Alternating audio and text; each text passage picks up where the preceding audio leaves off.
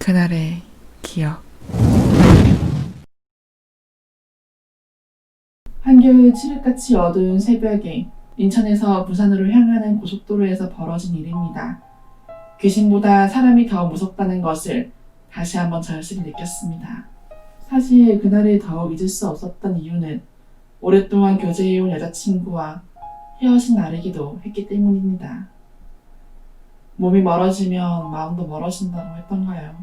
저도 원래 인천에서 거주하고 있었는데 업무상 부산으로 가게 되면서 삐걱거리기 시작했던 것 같습니다. 반년을 그렇게 장거리 연애를 하다가 어느 날 그녀에게 다른 남자가 생겼다는 소식을 통보받고 일을 마치자마자 인천으로 향했습니다. 운전을 하는 내내 분노에 차올라 영원히 이별할 것을 다짐하고 또 다짐했습니다. 멀리 떨어진 곳에서 혼자 끙끙 앓을 바에야 직접 만나 깔끔하게 끝맺음 짓고 오고 싶었죠. 자정이 다 돼서야 도착했고 그녀와 얘기를 나누다가 자신에게 더 신경을 썼어야 됐다는 둥 적반하장식으로 저를 대하는 그녀의 가증스러운 태도에 저도 모르게 남자로서 여자에게 하면 안 될 짓을 해버렸습니다. 맞아요. 홧김에 그녀의 얼굴에 손을 댄 것입니다. 사실 다시는 그녀를 보지 않을 생각으로 올라왔던 것이기 때문에 크게 개의치 않았고 한편으로는 후련한 마음도 있었습니다. 그렇게 정신 차려보니 새벽 늦은 시간, 다음날도 출근해야 했기 때문에 부랴부랴 다시 차에 몸을 싣고 부산으로 향하던 때였습니다. 들어줄 사람 하나 없었지만 나홀로 차 안에서 그녀를 향해 하고 싶었던 말을 모두 토해내고 있던 그러한 찰나에 계기판에서 무언가 반짝거렸습니다. 아마 장거리를 뛰었으니 기름이 다 떨어진 것이겠죠. 다음 휴게소까지 거리가 다소 있었지만 이제 기름 보충 표식이 점등되었으니 아직은 충분하다고 생각했습니다. 그렇게 가로등도 없고 차도 없고 이젠 여자친구도 없는 그 고속도로를 혼자서 외롭게 달리다가 얼마 지나지 않아 다음 휴게소에 도착했습니다. 새벽이라 그런지 주차장에 듬성듬성 차 몇 대와 외곽의 대형 화물차를 제외하고는 아무도 없었습니다. 아마 졸음이 와서 잠시 눈붙이러 들어갔겠지요. 막상 휴게소에 들어오니 화장실이 급했습니다. 보통 주유소가 휴게소 출구 쪽에 있었기 때문에 곧장 화장실 쪽으로 차를 몰아 시동도 끄지 않고 볼일을 보고 나오는데 아까는 보이지 않던 건장한 두 남성이 화장실 입구 바로 앞에서 담배를 피우고 있더군요. 전 그냥 아무렇지 않게 지나치려 하는데 갑자기 제 손목을 턱 붙잡고 뭔가 주절주절 강한 사투리를 쓰며 말을 걸어왔습니다. 자기들이 건강식품을 파는데 지금 얼마 남지 않아서 떨어야겠다고 싸게 줄 테니 가져가라는 말이었습니다. 보통이면 표정을 찡그리며 무시하고 갈 상황이더라도 그 남성들의 생김새라든지 풍기는 느낌이 말 그대로 조폭이었기 때문에 집에 어르신들도 없다고 살짝 기죽은 듯이 거절했습니다. 그런데 이상하다고 느낀 것은 바로 그 다음부터입니다. 멍하니 저를 응시하더니 대뜸 그냥 공짜로 줄 테니까 저기 가서 가져가라는 겁니다. 그리고 그 남자가 가리키는 손가락으로 시선을 따라가 보니 언제 세워놨는지 제 차 옆에 트럭 한 대가 거꾸로 서 있었습니다. 트럭 화물칸에는 냉동 탑차를 어설프게 흉내낸 것처럼 작은 컨테이너를 올려놨는데 입구는 살짝 벌어져 있었습니다. 순간 불현듯 지금 이 상황과 비슷한 NC님의 수법에 대해 들었던 기억이 떠오르더군요.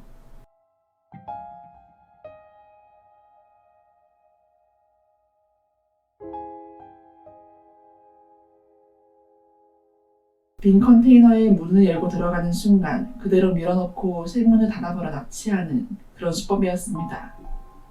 저는 등골에 스멀스멀 피어오르는 식은땀과 소름, 그리고 당혹스러운 표정을 애써 감추며 최대한 기분 상하지 않게 거절하고 서둘러 차로 향했습니다. 그 남성들을 뒤로하고 살살 뛰어가는데 어렴풋이 나를 향한 욕설이 들려왔습니다. 그리고 차를 타기 직전에 벌어진 컨테이너 몸틈 사이를 슬쩍 보았는데 어두컴컴해서 아무것도 보이지 않더군요.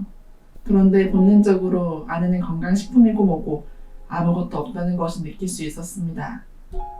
저는 운전석에 앉자마자 정신없이 휴게소를 빠져나왔고 그제야 턱끝에 맺혀있는 식은땀을 닦아내렸습니다. 심장이 미치듯이 두근대었고 손이 바들바들 떨렸습니다. 하필 고속도로에 어떻게 차 한 대가 보이지를 않는지 저는 더욱 불안한 듯 룸미러를 통해 혹시 누가 날 따라오고 있는지 계속해서 눈알을 바삐 굴려댔습니다. 그런데 또다시 불현듯 떠오르는 무엇.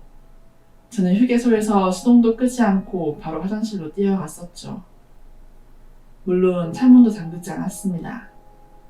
그런데 화장실에 나오니 내 차 옆에 트럭을 세워놨고 아무도 없는 휴게소에서 충분히 나를 무력으로 제압할 수도 있었을 텐데 혹시 뒷자리에 누가 웅크린 상태로 타고 있지 않을까 하는 의문이 들었습니다. 이런 생각이 들기 시작하니까 마른 침을 꼴깍 삼키다가 사례가 들려 기침이 났습니다.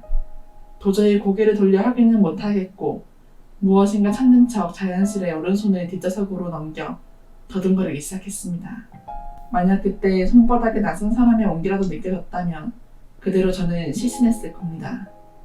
그런데 그때 다시 뭔가 잘못됐다는 걸 느낄 수 있었습니다. 속도를 내려고 엑셀을 밟는데 오히려 속도는 점점 떨어지는 것이었죠. 기름이었습니다. 황급히 내비게이션을 보는데 다음 휴게소와는 너무나도 먼 거리였습니다.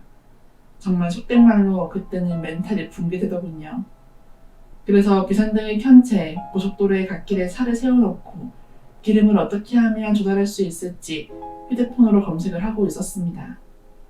그때 왼쪽 사이드 미러로 차 한 대가 다가오는 것을 볼 수 있었고 제 옆을 빠르게 지나치는 듯 하더니 급정거를 하더군요. 네, 그 트럭이었습니다. 저는 순간 눈을 의심할 수밖에 없었지만 방금 전 휴게소의 그 트럭이라고 확신하고 1초도 되지 않는 그 찰나의 순간 전조등과 비상등을 재빨리 끄고 시동도 껐습니다. 가로등 하나 없는 구간이라 그 덕분에 한 치 앞도 보이지 않는 상황이 연출되었어요.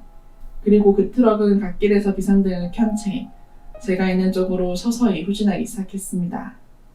숨이 막히는 듯 했습니다. 별달리 떠오르는 방안이 없었어요. 도망쳐야 한다. 생명의 위협을 받고 있다. 그저 살고 싶었습니다.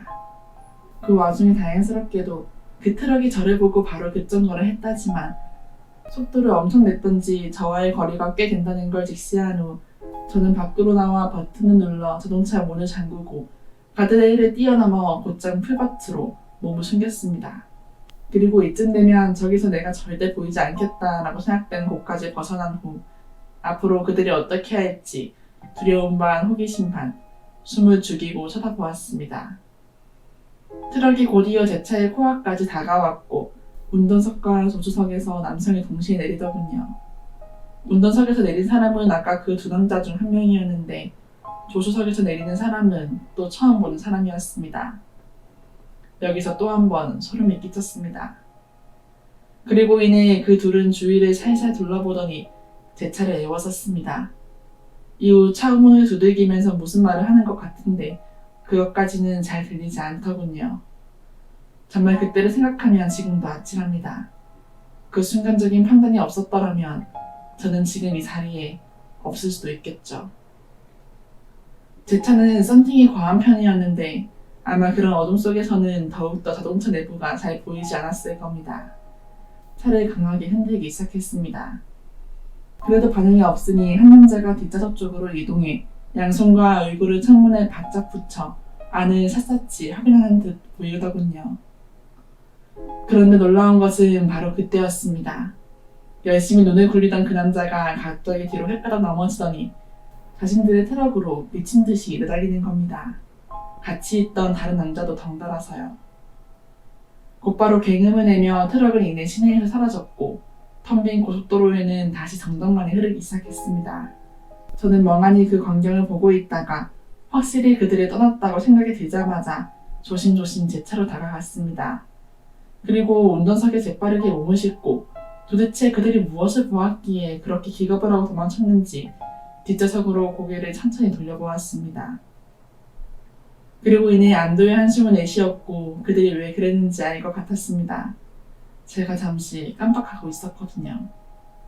뒷좌석에는 피와 먼지로 범벅이 된 여자친구의 싸늘한 시체가 누워있다는 것을요. 심심한 웃음이 튀어나왔고 차마 감지 못한 그녀의 동공은 저를 원망하듯 응시하고 있었습니다.